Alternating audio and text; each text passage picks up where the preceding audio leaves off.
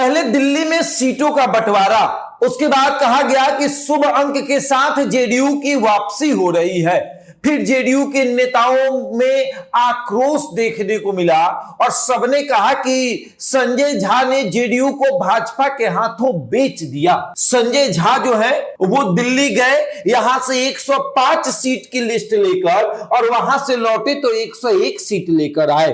कम से कम भाजपा से तो एक सीट बढ़वा लेते, कम से कम भाजपा से तो बड़े भाई की भूमिका में दिखते।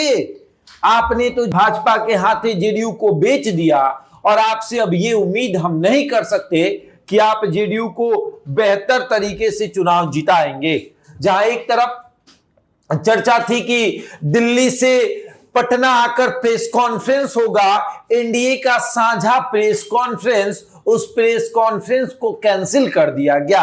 कैंसिल इस बात को लेकर किया गया कि जेडीयू में नाराजगी है। जेडीयू में नाराजगी इस बात की है कि आखिर किस तरह से संजय झा ने, किस लालच में संजय झा ने जेडीयू की उन सीटों के साथ समझौता किया है जिन सीटों पर जेडीयू मजबूत थी, जिन सीटों पर जेडीयू के मजबूत उम्मीदवार थे, वैसी सीटें जिन सीटों पर कोई किसी दल से जीतकर आया और जेडीयू को समर्थन दिया, वो सीटों को भी संजय झा ने किसी के हाथों में सौंप दिया। जमा खान जो बीएसपी से जीतकर जेडीयू में आए थे, वैसी सीटों को भी भारतीय जनता पार्टी नहीं छोड़ना चाहती है। वहीं दूसरी तरफ मटिहानी पर भी चर्चा हो रही है।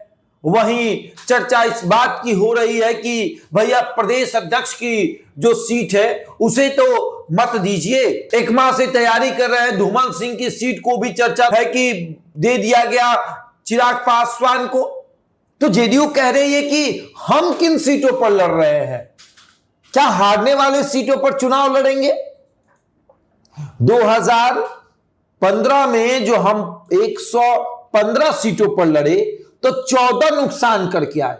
लोकसभा में नरेंद्र मोदी के चेहरे पर चुनाव हो रहा था तो भाजपा हमसे ज्यादा सीट लेकर कहती है कि बड़े भाई की भूमिका में हम रहेंगे।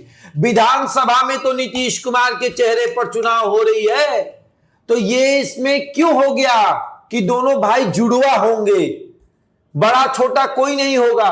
क्यों? जेडीयू की हैसियत नहीं है बड़े भाई बनने की। और अब भारतीय जनता पार्टी के हाथों जो संजय झा ने अपनी पार्टी को बेचा है, पार्टी में बगावत की स्थिति है।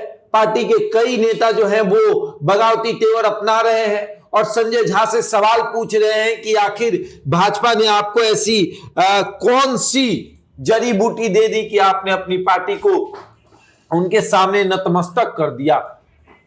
क्या इसी दिन के लिए हम लोग अपनी पार्टी के लिए दिन रात मेहनत कर रहे हैं कि हमारी पार्टी किसी के सामने जाकर नतमस्तक हो जाए?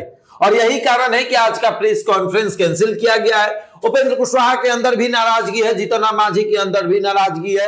अगर कहीं किसी खाने में खुशी मन रही है तो वो है चिराग का घर। चिराग के घर में रोशनी है, बाकी के सभी घरों में अंधेरा ही अंधेरा है। आगे देखिए क्या होगा। बहरहाल इस खबर में इतना ही। बने हमारे साथ और देखते रहे द इंडिया टॉप।